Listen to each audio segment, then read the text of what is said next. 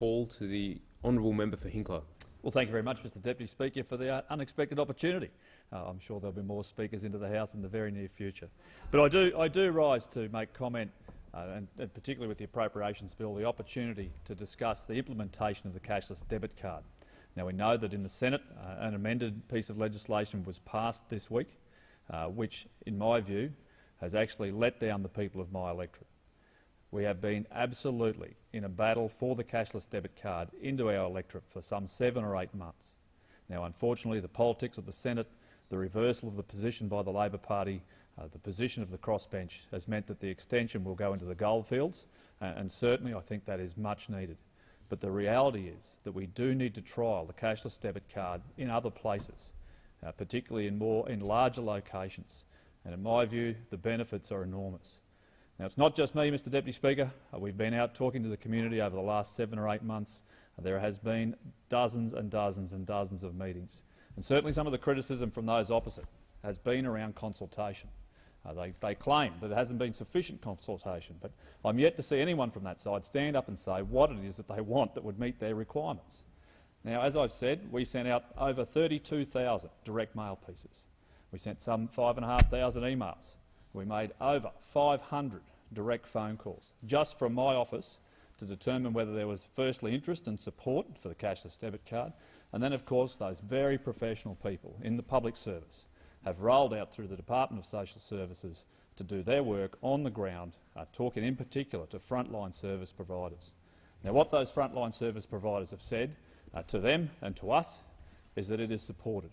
And the reason is very straightforward. Now, I must admit it was a surprise to me, the position in terms of the cohort which we were looking at. And that was that they were concerned about children in the electorate, in particular, not being provided the basics of life. And I think the cashless debit card can fill this very, very particular policy difficulty. Now, I understand that there are those who are idealistically opposed. And I accept that, Mr Deputy Speaker, I accept that.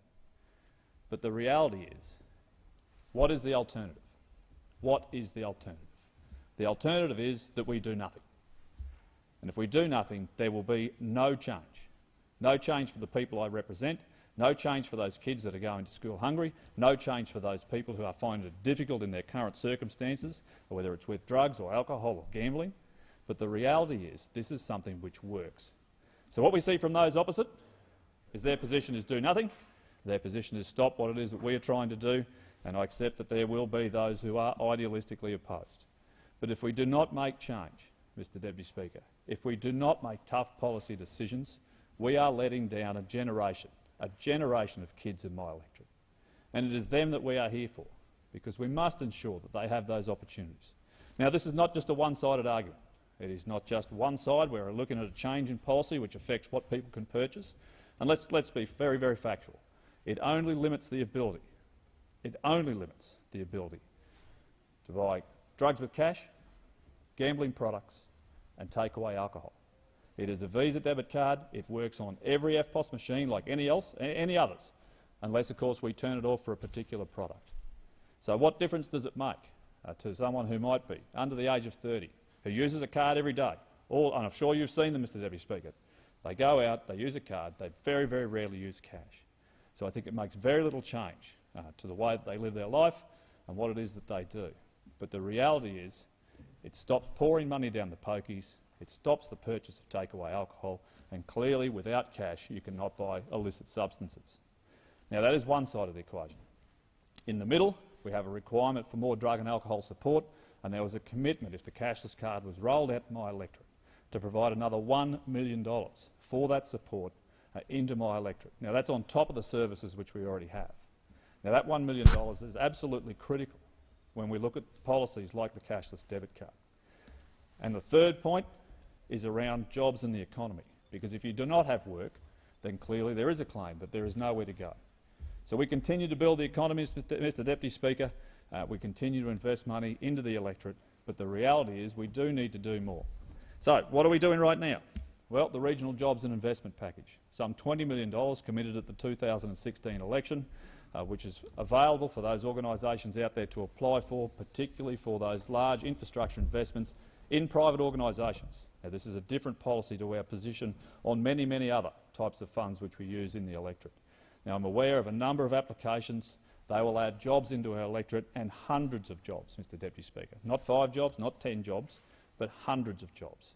And what I know as someone that comes from business, someone who's actually worked out in the workforce for many, many years, who's run their own business, has had farms, had small businesses, consulting firms, registered training organisations, it's business that provides jobs.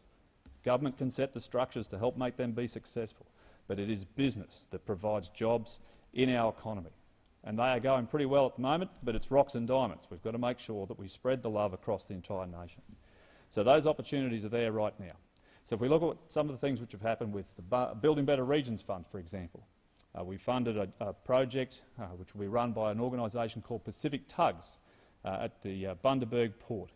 Now that investment will allow that project to be brought forward. It will create over 100 positions. So the proposal from Pacific Tugs is that will provide a maintenance base for that fleet, particularly for barges into the Pacific, and of course all of those ships which run up and down the east coast under a particular weight limit. So the expectation is that they will build a 1,200-tonne ship lift that will provide the capacity into their hard stand to do maintenance on ships up to that weight level. Now that includes some defence products. I'm sure you're interested in defence, Mr Deputy Speaker. I believe you've got a very strong background in defence and a very, very strong understanding. But the ability for those ships to stop in a small port like Bundaberg, in a regional centre, to be restocked, to be refitted, to have their maintenance done, to provide all of the things that you need to ensure that those defence assets continue to work for Australia, continue to be absolutely functional, and also add to our economy, I think is in the best interests of all of us. So Pacific Tugs continues to move forward. I was down there just last week. We're looking at other opportunities around the Bundaberg Port. And I'll say something which I'm sure those opposite will be very surprised at. I congratulate the state Labor government on actually naming the Bundaberg Port area as a state development area. So an SDA provides opportunities for those people looking to invest, and it is right now a real economic driver for our region. The potential for a container port, in my view, in one of the last remaining positions on the east coast, where we could actually invest in a large infrastructure facility because that land is available. There is over 4,000 acres available around the Bundaberg Port. We can build that container facility, we can build for something into the future, we can provide that infrastructure which is necessary to build our economy, and of course we can provide jobs which are desperately needed in what is a pretty tough area for this nation. Now, Madam Deputy Speaker, firstly, welcome to the chair. The Bundaberg Port is just one location where we can actually build our economy locally. One of the others, of course, is around a proposal for a Level 5 training hospital. Now, it's something I've spoken about before. Just last week, there was a memorandum of understanding signed between the Bundaberg Regional Council, one of the private health providers, and the Central Queensland University for a medical precinct opposite the Bundaberg Airport. Now, as we all know, and I'm sure everyone in this chamber has heard before, unfortunately, there was a very, very terrible incident at the Bundaberg Hospital involving Dr. Jane Patel some 10 years ago. Now, that has clearly been a very, very difficult period of time for those people that work there, but they've worked through it. But one of the greatest things that we could provide into that region would be a Level 5 training hospital, one with the capacity to attract specialists in many fields, one which will allow the service of our population from Rockhampton to Gympie, some 280,000 people that could be serviced and absolutely get a much better benefit for their health from a Level 5 training hospital based in Bundaberg. In the southern end of the electorate, around Harvey Bay, there are tourism opportunities to burn, Madam Deputy Speaker. Tourism opportunities to burn.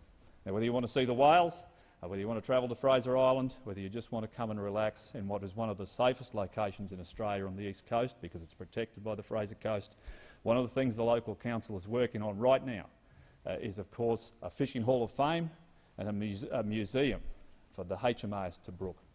Now, for those who might not know, the HMAS Tobruk has been sunk. It will be scuttled in June this year, around late June, around 15 nautical miles off the coast at Woodgate Beach. Now, that will add to our tourism infrastructure, that will provide more opportunities for people to absolutely come to our electorate, to come and see this fabulous diving piece of infrastructure. But we need something for the land-based tourists as well, for those who might not dive, for family members.